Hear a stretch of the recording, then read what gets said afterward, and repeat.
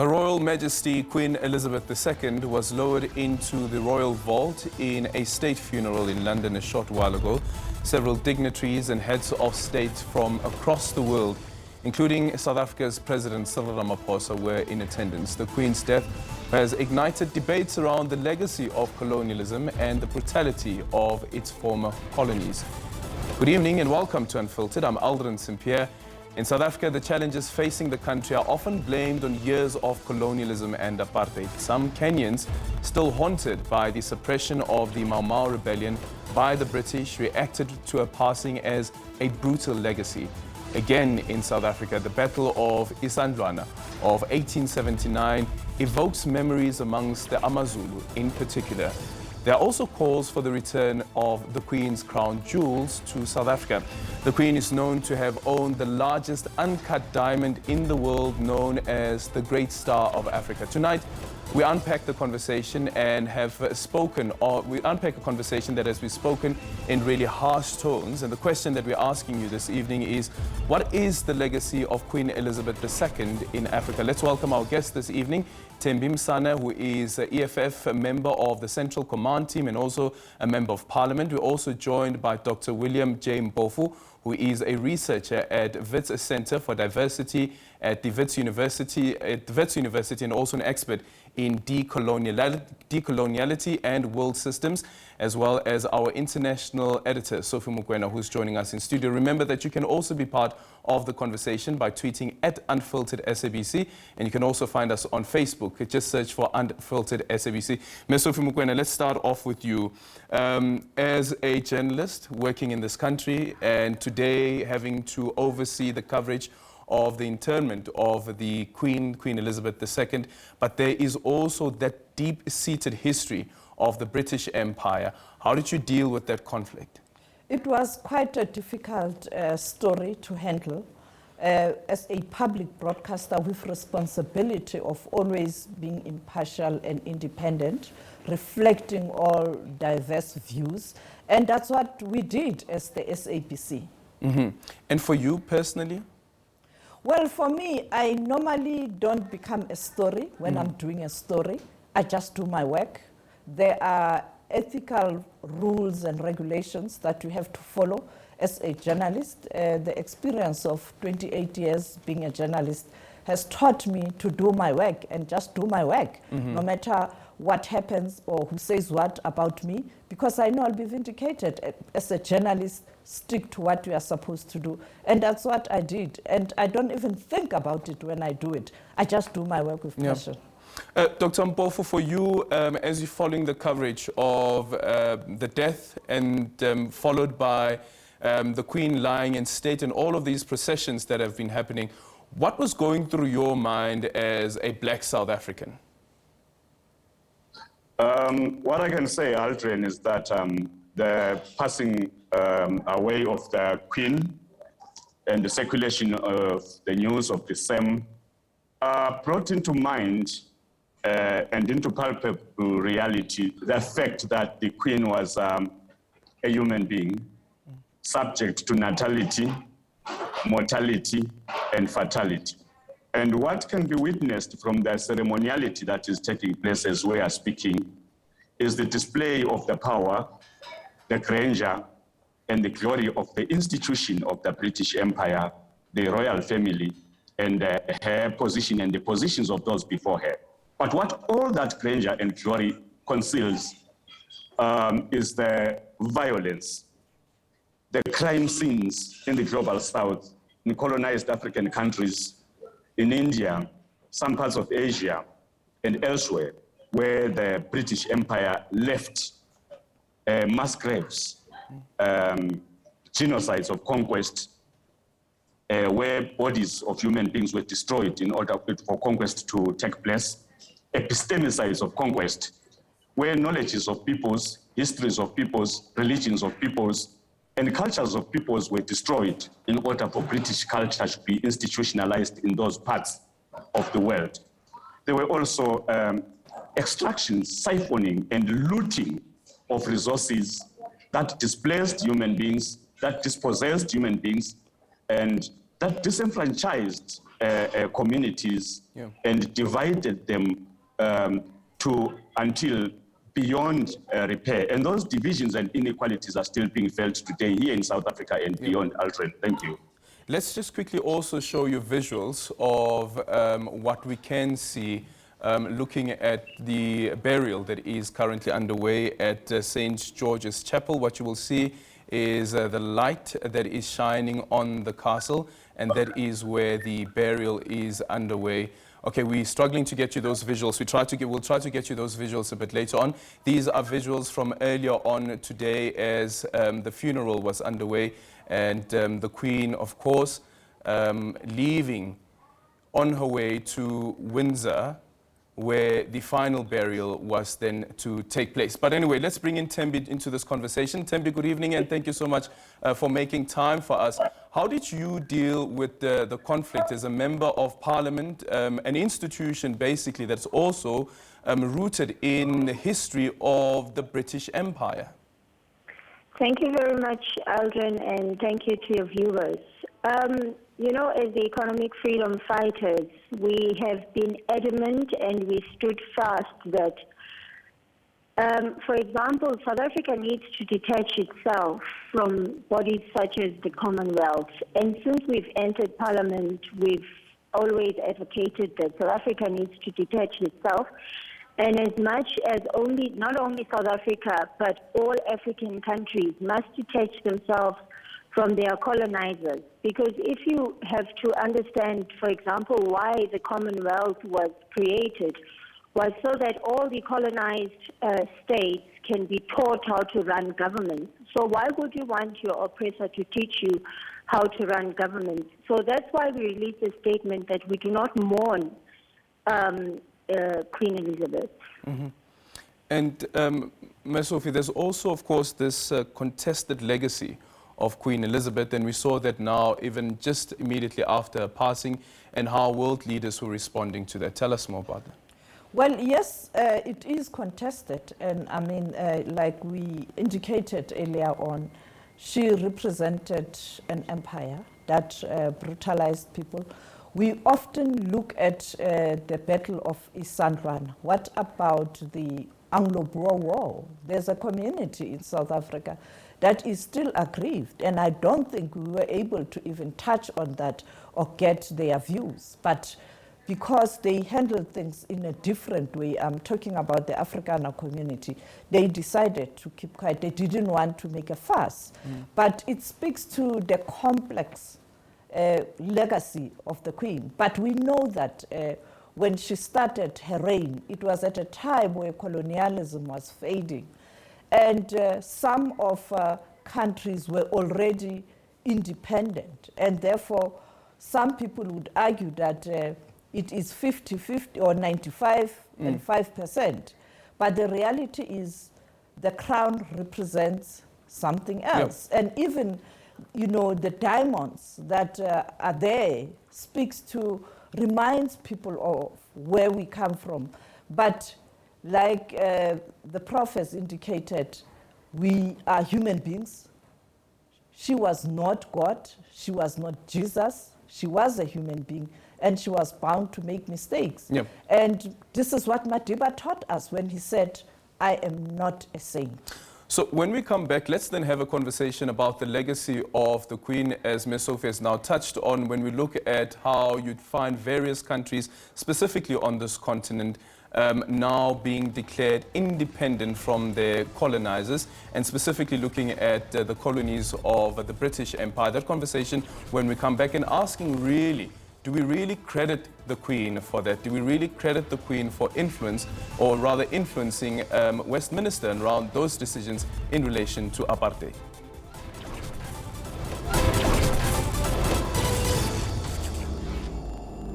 And welcome back as we continue looking into the legacy of Queen Elizabeth II, whose burial service is currently underway. We're in conversation this evening with Thembi Msana, who is the EFF member of the Central Command team and also a member of Parliament. We're also joined by Dr. William J. Mpofu, a researcher at the Wits Center for Diversity and University, and also an expert on decoloniality and will systems, as well as Sophie Mokoena, who is SABC News' international editor. So I want to quickly deal with the question around the role, Sophie, starting off with you, the role that the Queen is perceived to have played when countries on the continent specifically, and those who are colonies or former colonies of the British Empire, started declaring independence. Well, I think she continued to play a supporting role. But of course, the gripe here is that she didn't go far enough to apologize and accept that colonialism did a lot of damage. And to do that, you have to do it in kind. For example, the issue of reparation, the issue of repatriation of what was taken on the continent. But coming down south, particularly South Africa, when there was a Maseru massacre, the Queen shared information with the former High Commissioner of Lesotho some years later when he was there, that at that time, that led to frosty relationship with the system, the apartheid government, because she didn't agree to what had happened.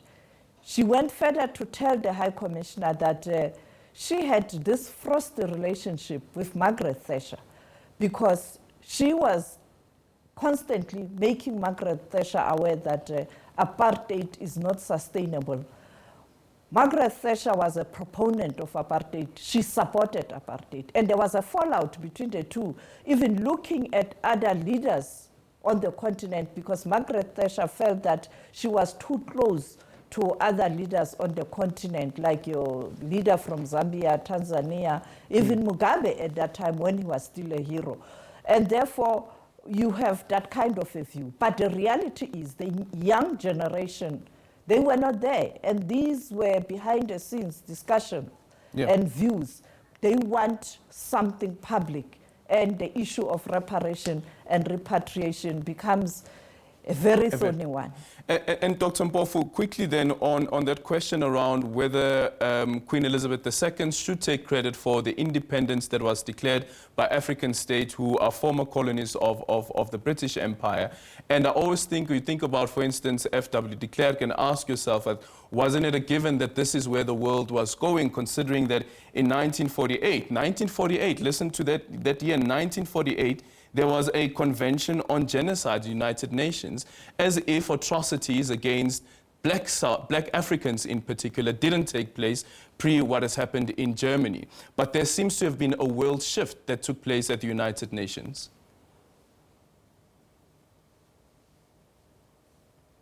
Dr. Mpofu, just unmute your mic there quickly. Aldrin, I think it's hyperbolic to try to excavate some credit for the Queen in the end of colonialism. But I understand where Mem Sophie comes from and the position whereby the Queen was seen to contest certain colonial decisions and progressions. But I think in her life and her reign, the Queen squandered an opportunity to come clean with the world on the crimes against humanity of the British Empire. And Mam Sophie is correct that the question of reparations was not addressed. That is, returning to the dispossessed what they were dispossessed of. And what the Queen presided over was managed decolonization, where countries of the global south, including South Africa, Zimbabwe, and others, were moved from colonialism to neo-colonialism and eventually to coloniality, where we have the decolonization of flags, national anthems, but no economic liberation and no replacement of the goods, the artifacts, and the labor that was stolen from the continent. The diamond that sits on the spectre of the Queen was extracted about 3 kilometers away from where I'm sitting, is considerable as stolen property. Look at the poverty in Alex, the poverty in Kaelisha, the poverty in Davesloot, and the position of inequality that the majority of South Africans here are going through and are living at as their life condition. That's not a natural disaster. It's a man-made disaster, a systemic and structural disaster in which the British Empire and the royal family is fundamentally complicit. So the Queen can really not be given any respectable credit for doing anything to stop the crimes of conquest, colonialism, and the coloniality that we are going through in the present. And Thank you. And Tembi, speaking about reparations and also speaking about forgiveness, is the question around what has been taken from the continent and whether or not it would be returned. And as Dr. Mpofu says, that there was a squandered opportunity. And I was earlier on reading an article about Prince Alemoye from Ethiopia, who ended up in the UK, whose remains still remain in the UK. And there has been consistent requests from Ethiopians to say, bring back the bones of the prince. You know, as the economic freedom fighters, we do not believe in reconciliation, we believe in justice. So if we take it from that premise, it is to say that everything that was taken from the African continent needs to be returned. You know, we need to be repatriated for everything. And also, you remember they also took the head of King Hilza as a trophy after they murdered him. So we want everything that belongs to the African continent to come back to the African continent. And also to touch on the legacy of the Queen, we might say that most of the atrocities happened prior to her reign, under her family. But if you also remember what happened with President Robert Mugabe when he decided to take back the land of Zimbabwe, where they decided to retract on the Lancaster House Agreement. So she's part of that family, and I don't think that she did anything better, and she presided over and carried on with the legacy of that royal family. Okay. And when we come back, we're going to have a conversation about self-identity, especially amongst black people, considering the influence of the English and the British Empire and how we see ourselves in this world and how difficult it is to navigate society. And we know the impact of racism. And during watching the visuals of the funeral this afternoon and this morning as well, it was evident that some people still bear that pain.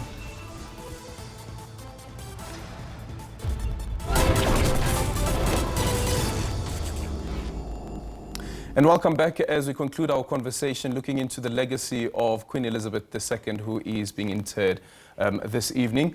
Mam Sophie, in conclusion, I want to touch on it's almost an ideology that was born out of colonialism, and speaking specifically about the black consciousness and how we're constantly reminded about the impact of racism and colonialism on our relations amongst people as well.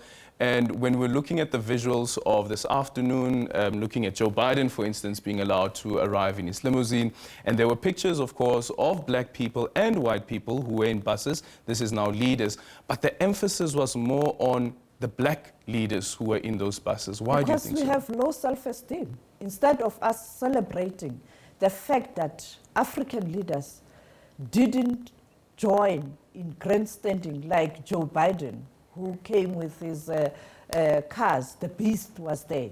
But they chose to be ordinary people at a funeral. If we really speak about us striving to ensure that our leaders are ordinary people, why President Ramaphosa is supposed to arrive with a beast and take 2 military planes, cargo, to load the cars? If we as South Africans feel strong that we want President Ramaphosa to be amongst us and be like us, why do we supposed to envy Biden with his beasts?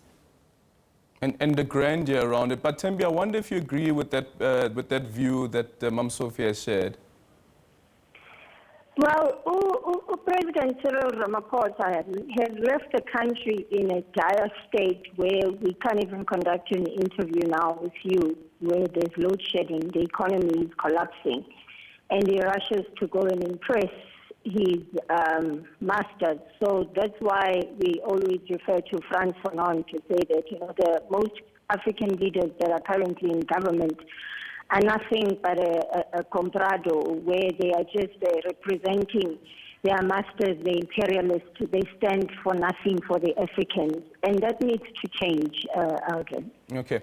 And Dr. Mpofu, I'm going to give you the opportunity to sweep here, because one thing that we know for sure is that colonialism has dealt such a huge blow even to the identity of what it means to be a black person in this country and across the world. And Meghan Markle can bear a testament to that. Definitely, Aldrin. The royal family and the Queen as an individual and the Queen as an institution have been complicit in fanning and instrumentalizing the ideology of racism and white supremacy. What might appear to our kind people and kind leaders and elders as humility of our leaders might actually be exclusion and peripheralization.